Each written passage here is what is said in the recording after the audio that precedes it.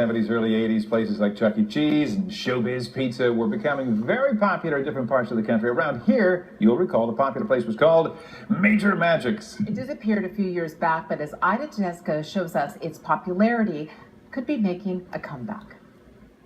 Yup, that's me. 3-year-old Ida celebrating my birthday at the only place I ever wanted to have a party, Major Magic's. And I wasn't alone. From 1982 to 2013, Major Magic's was the destination for kids' parties in both Ohio and Michigan, among a few other states. It was magic.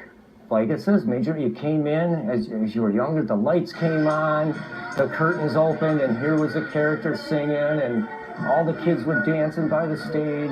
The last of the stores, the Major Magic in Sylvania, closed in 2013, and it's been a slight mystery ever since. Whatever happened to all those characters we knew and loved?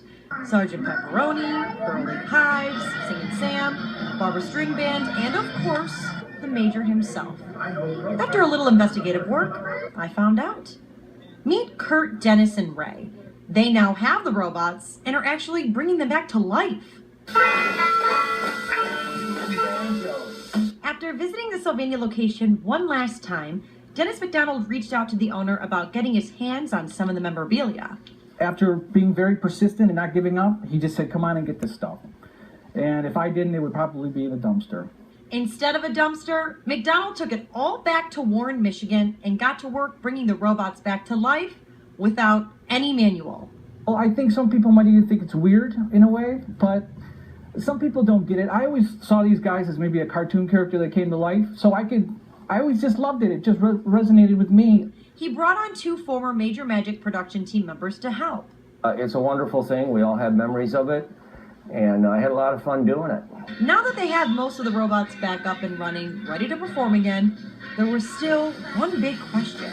Will this go over today? They might need a new modern twist to some of this now. I don't know. I don't think these guys have seen their last days yet. I think that they could be resurrected under the right formula and the right climate. If I bought something like this back, I would do it bigger and better than Major Magic's ever was, but I would still keep a lot of the nostalgia. Music to the ears of anyone who remembers those cheap arcade games, the seriously delicious $5 pizzas, and those live performances that thrilled so many kids, and who knows, maybe many more. For Wtol 11, I'm Ida Tedesco. That is great. I love that. Brian actually came up with the idea. Ida, great story. Little Ida Tedesco, was she just precious? Or Trying to blow out the candles.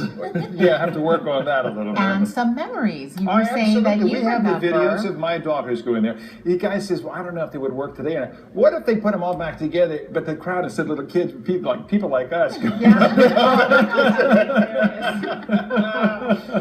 that was a great story. Thanks for sharing it with us, Ida. Trip down memory lane. That was. Shout out to my brother.